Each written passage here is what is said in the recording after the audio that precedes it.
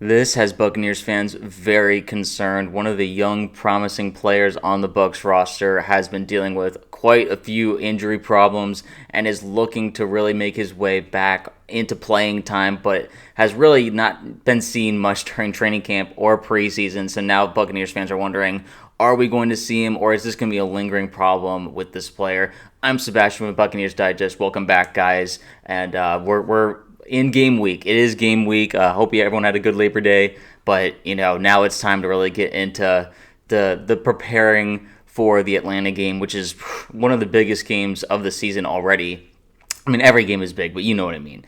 Make sure to subscribe, guys. I want to shout out to everyone who's already subscribed, but 95% of people who are watching these videos are not subscribed. So all you got to do is hit the bell, hit the button, join Bucs Digest, and just join this group. We're trying to rack it up, get to 2,000 subscribers. We're doing a great job. Again, shout out to everyone who's already subscribed, and we just want to keep building here. Love the community. We're going to be doing a live stream for the Bucs versus Falcons game right here on the channel, so make sure you're here for that on Sunday, and I can't wait for it. But anyway, to get into this story, we are kind of a little concerned about our rookie corner, and not Jacob Parrish, but Benjamin Morrison, although he has mentioned before he's ready for the big stage. He had a quote here early on in May. He said, "It's a national stage every week. I opened up my first ever game at 18 years old playing Ohio State. I went there a boy and came out a man." And so he is prepared for this moment. He's not scared by any means, but when playing, for Notre Dame, playing for a big school, they were just in the national championship last year. That comes big expectations. You're on a big stage every other week, basically, like national primetime games. And so he's no stranger to that, which is why it's like, okay, the Bucs went out and got him in the second round. They liked what they saw from him. Yes, he had a shoulder problem in 2024 that took him out of the season, but overall, they like what they saw from him, and they really did appreciate that championship caliber play that he was giving. He's locked up Marvin Harrison Jr. before. He has a ton of experience with big games against big teams, against NFL level talent.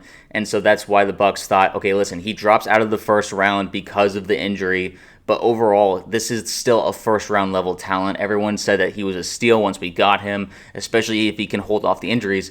But here's the problem, though. He's not exactly holding off the injuries, at least to start things off. He had a good mini camp back in May, but then now once training camp started, the first week was looking really good. He had some really good tape. Overall, actually, there's like this awesome interception video that they have here. So like everyone was really hyped. They were, the Bucs were posting these clips and everything, and it was just really exciting to see him do what he was doing. Against his other Bucs players, but he was at the indoor practice, the night practice, and all these different things during the first week. And we're getting Bucs fans really excited. And then after that, hamstring injury, which is separate from the shoulder injury that he was dealing with in college. So now this is another lingering thing that's been lasting the entire preseason, basically, all of training camp and preseason. Going into this week, he on Tuesday today, he was on the field, he was walking around, but he was not practicing. But now it's like we're wondering, okay, Todd Bowles is still kind of hinting, is there maybe a possibility of return? It's a lot of questions with Benjamin's health. He said he is still up for grabs right now for a week one appearance against the Falcons. There's a possibility that he could come back on Wednesday for practice, but we will see. He has been moving. So that's it's funny because the quote ends at "he has been moving," not like he has been moving well or badly or anything. It's just he has been moving. That's not really my favorite thing to hear. I'm not really encouraged or discouraged by hearing that. Todd Bowles is very good at being kind of like really vague with some of his responses. He's trained well with media and everything, and has a good rep with basically just keeping things under wraps and making sure that other teams that we're going to be facing aren't getting too much information from his pressers. So I always will respect that, but at the same time, we're only the only bit of information we have to work with here is that Wednesday we could be seeing Benjamin rather than not at all. And then RotoWire staff from CBS Sports had to say that the rookie second-round pick has also dealt with injury concerns related to his shoulder and hip during his final college season, but he'd been healthy to begin training camp and was already impressing before getting shut down. The early August hamstring injury has now lingered for nearly a month, although if he's able to jump back into practice Wednesday, Morrison could have a chance to log at least a limited allotment of snaps in Week 1 against the Falcons on Sunday.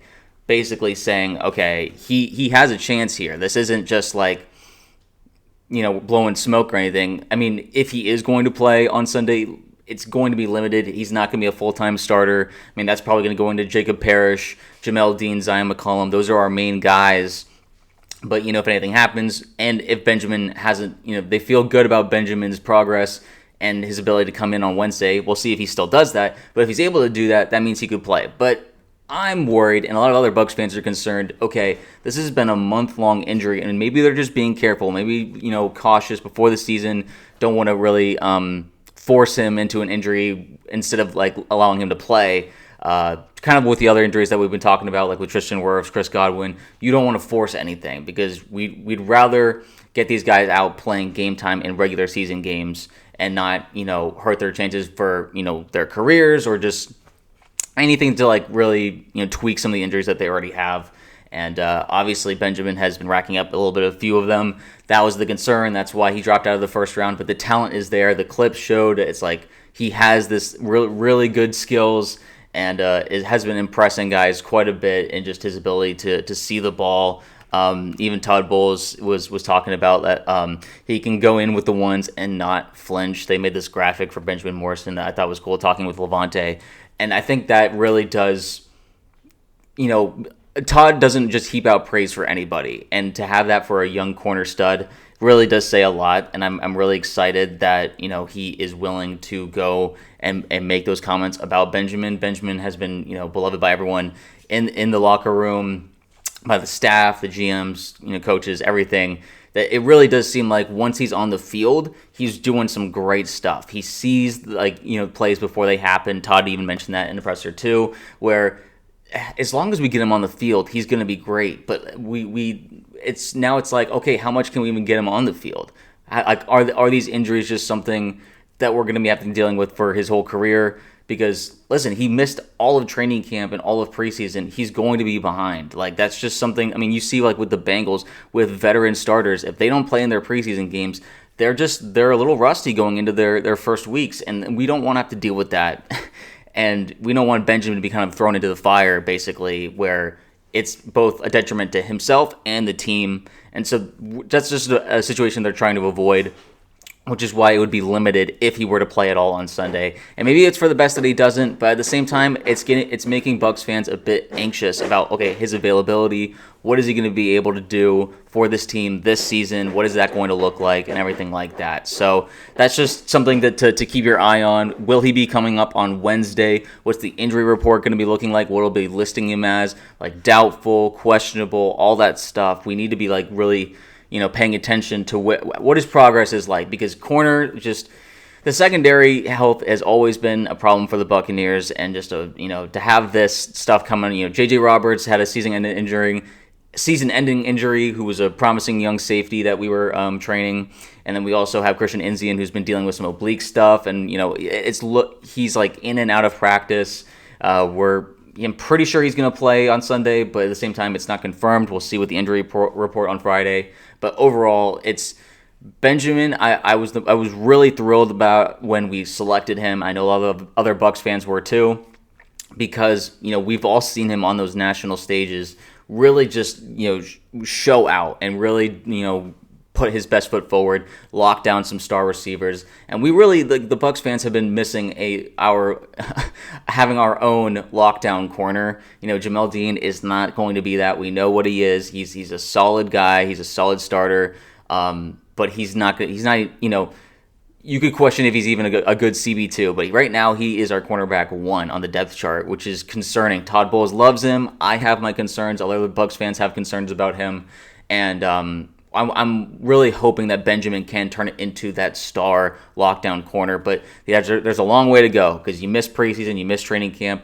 he's going to be catching up throughout the regular season, which is a tough period to be trying to catch up. You're going to be going up against some of the best, threats in the league. There's not much warming up there, but at least you practice against Mike Evans, Chris Godwin, Emeka Egbuka. You have a pretty talented receiver core to be going up against in practice.